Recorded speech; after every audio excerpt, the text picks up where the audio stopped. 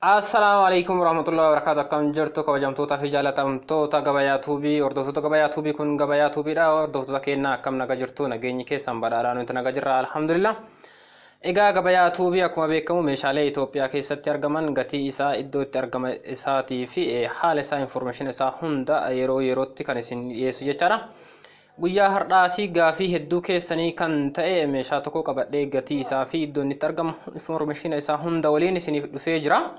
Hanga xumura qophii keenyaatti wajjin turaan affeerraa kennaa kana booda gara gabayaatuuf dhuftanii viidiyoolee kenniin daawwannaan meeshaalee kamuyyuu keessattuu yeroo inni biyya alaa jirtan meeshaalee biyya alaa irraa fiduun isin rakkise kamuyyuu wajjin rakkachuu hin dandeessan jechaadha. Kana booda meeshaalee kamuyyuu Itoophiyaa keessatti ni argattani.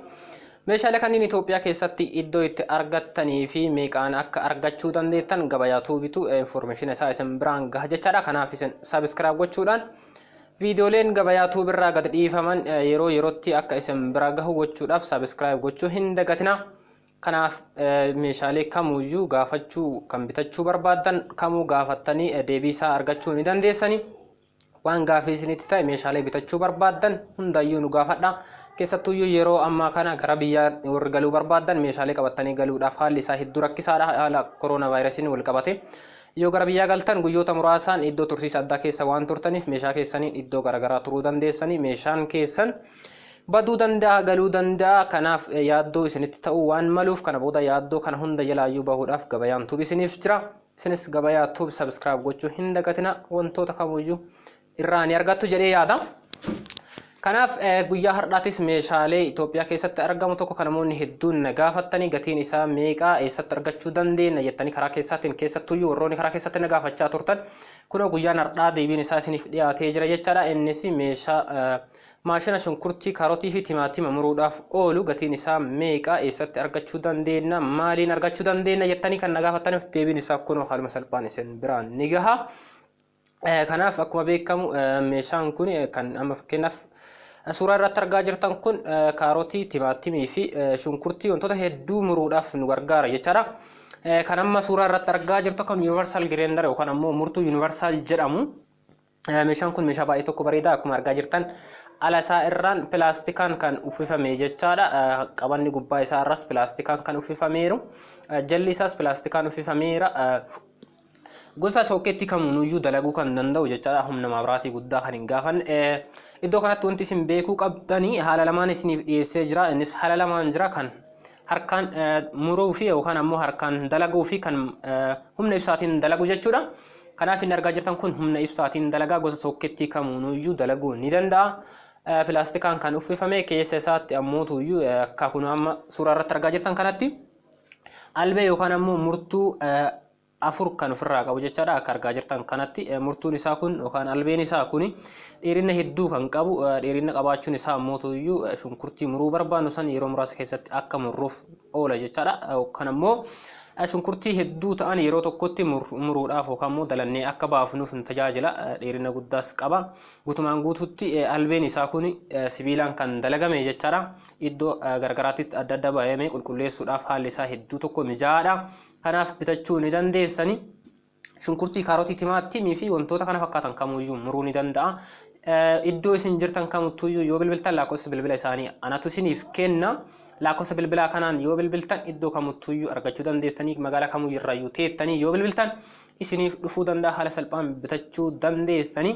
Gatii isaa beekuu yoo barbaadan qarshii 870 qopheessinaan haaluma salphaan harka keessaniin gaattanii itti fayyadamuu haala yeroo keessan qusachuu dandeettanii humna keessan qusachuu dandeettanii yeroo muraasatti waan hedduu ittiin dalaguu dandeettanii wanti isinirraa eegamu qarshii 870 qopheessuu dhuma qofa. Kanaaf hordoftoota keenya haalli meeshaa kana fakkaataa bitattanii itti fayyadamuu ni dandeessanii. Dabalataan inni amma argaa jirtan kunis gosa maashina shunkurtii muruuf oolu kan biraati jechaadha. Dheerina guddaas qaba. Kaan irra fooyyeedha. Akkuma argaa jirtan alli isaa irri guutumaan guututti sibiilaan kan uffifame jechaadha. Qabanni isaa pilaastika gara gubbaa irraanii ofii isaatii uf cufuu kan danda'uu fi ofii isaatii banuu kan danda'u qaba. Maabiraatiitti erga sakkaamee booda yoo feetu hin bantaa garaa saanuu kanaan kan ofii keetii bantu yookaan ammoo tuyyuu ergatti sakkaatee booda garaacha aanuun ofii isaatii banee muruu kan danda'u jechaadha. Guutumaan guututti sibiilaan kan uffifame gosa sooketti kamuyyuu dalaguu ni danda'a. Humna maabiraatii guddaa kan hin gaafannedha. albeen isaa ammoo tuyyuu dheerina hedduu kan qabu afur isaa ofirraa qaba jechaadha. Dheerina hedduu qaba. Dheerina qabaachuun isaa ammoo tuyyuu yeroo gabaabaa keessatti shunkurtii yookaan ammoo meeshaa muruuf barbaannu sana kaarotii yookaan timaatimas haa ta'u yeroo gabaabaa keessatti akka murruu fi yeroo muraasa keessatti baay'ee isaa murree akka hojii keenya salphifannuuf nu gargaara jechaadha. Iddoo barbaaddan kamittuyyuu argachuu ni dandeettani. Ilkaan isaa dheerina qaba akkuma isiniin jedhe san saffisa olaanaas ni qaba. Bitachuu yoo barbaaddan qarshii 1,200 yoo qopheessitan haaluma salphaan bitattanii harka keessaniin gachuu dandeettanii jireenya keessan guyyaa guyyaa ittiin geggeessuu dandeessanii yeroo keessan qusachuu dandeessanii.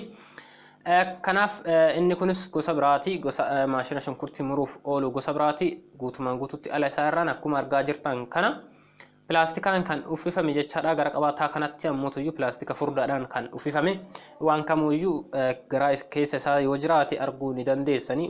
Muraaraa fi muraa hin jiru isaa bantanii ilaaluu isin hin barbaachisu. Pilaastika adiin uffifamee waan jiruuf pilaastika adii kana keessa laaltanii arguu ni dandeettanii. Shunkurtiin murtan sun sadarkaa kam irra akka gahe laaluu ni dandeettan ni mul'ata jechaadha. Haalli isaa hedduu mijaadha. Sookettiin isaa akkuma maashinoota asiin achi dabarse kana gosa sookettii kamuunuyyuu dalaguu ni danda'a. Haalli isaa hedduu tokko mijaadha. Ulfaatina guddaa kan hin qabne waan ta'eef iddoo kamuu keettanii itti tajaajilamu ittiin dalaguu ni dandeessanii. Inni kun ammoo tuyyuu kan amma suuraa irratti argaa jirtan kun ilkaan 5 qaba yookaan ammoo albee isa muruuf ofii isaarraa kan qabu 5 ofirraa qaba jechaadha. Akka kunoo keessa ilaaltanii argaa jirtan kana 5 ofirraa qaba. Albeen keessa isaa jiru kan ammoo tuyyuu dheerina hedduu kan hin qabne jechaadha. 5 qaba waan ta'eef dheerina guddaa isan barbaachisu. Inni amma argaa jirtan kun qarshii 750 qopheessinaanii haaluma salphaan bitattanii itti fayyadamuu dandeessanii.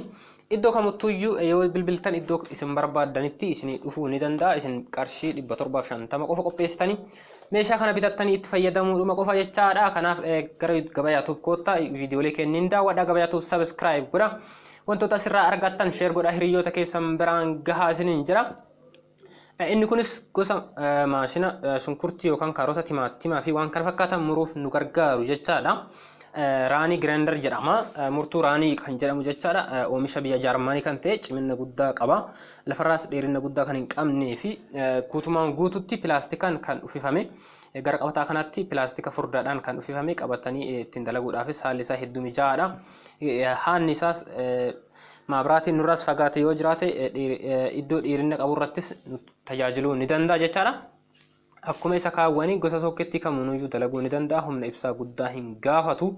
Kanaaf isa kana bitachuu yoo barbaaddan qarshii 530 yoo qopheessitan bitachuu ni dandeessanii. Ilkaan 2 qofa qaba jechaadha.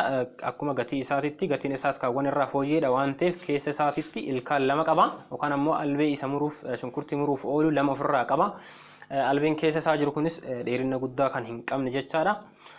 Innis shunkurtii hedduu qabachuu kan hin dandeenye gatiin isaa qannasuun isaa yookaan ammoo hirdhachuun isaa sababa kanaaf jechaadha. Kanaaf qarshii 530 yoo qopheessitan bitachuu ni dandeettanii. Isas iddoo isin jirtan kamittuyyuu isinii dhufuu ni danda'a.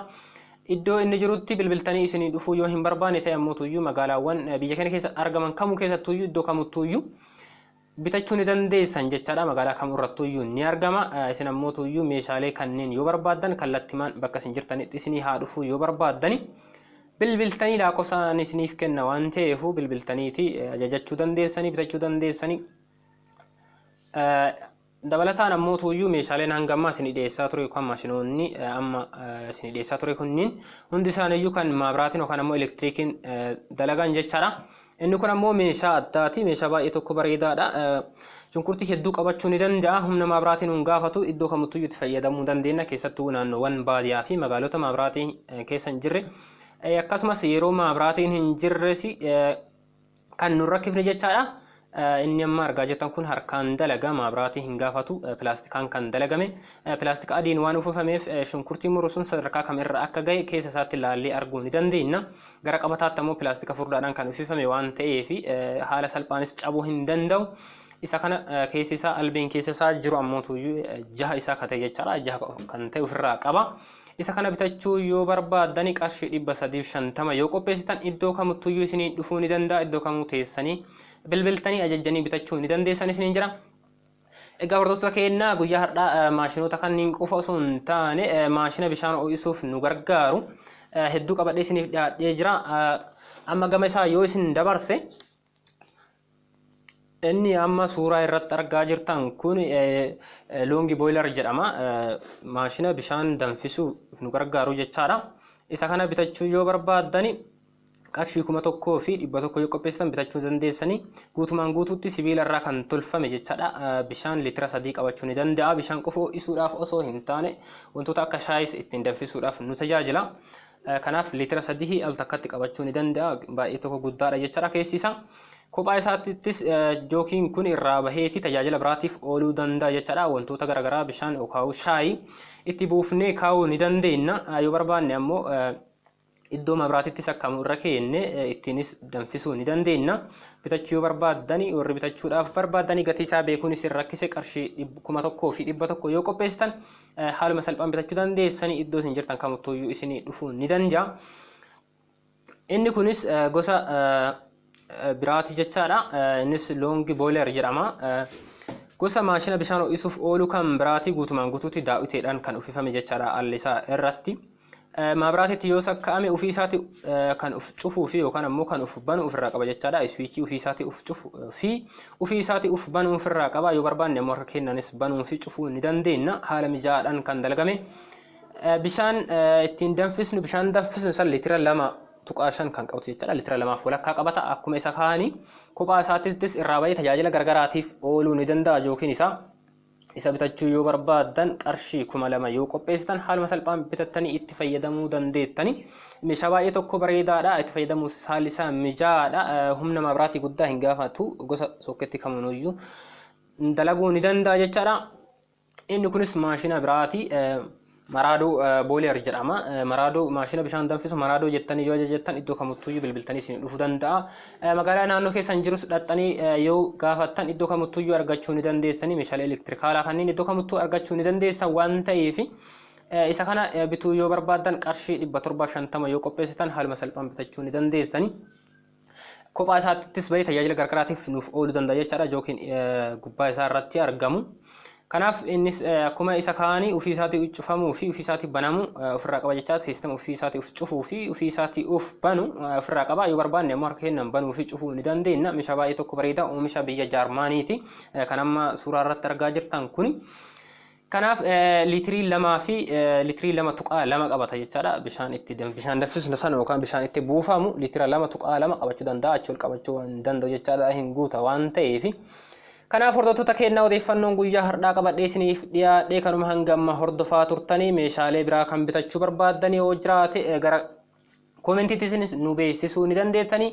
Asirrattis waan gaafii isinitti kamiyyuu karaa koomentiitiin gaafattanii deebisaa argachuu ni dandeettanii. Hiriyoota keessan biraan ga'uuf sheer gochuu hin dagatinaa. Gabayaa tuub subscribe godhaa odeeffannoo kamiyyuu yeroo nu asirraa gad isiniif dhiibnu akka isin bira ga'uu fi akka irraa fayyadamuuf isin mijaa'uuf subscribe gochuu hin dagatinaa. Like godhaatiin jajjabeessaa yeroo hundaayyuu isin faana jirra. Meeshaalee kamiyyuu biyya alaatii qabdanii dhufuun wajjin rakkachuu hin dandeessanii kana booda gara gabayaatu dhuftanii hordofnaanii information isaa guutuu argachuu dandeessanii waan kamuufuu kana booda hin rakkattanii meeshaalee Itoophiyaa keessatti argaman kamuyyuu isin biraan ga'uudhaaf qophiidha jechaadha. Kanaaf hanga odeeffannoo biraatiin walitti deebinutti nagaan nuuf turaa. Nageenyi keenya bakkuma jirtanitti isin haa qaqqabu.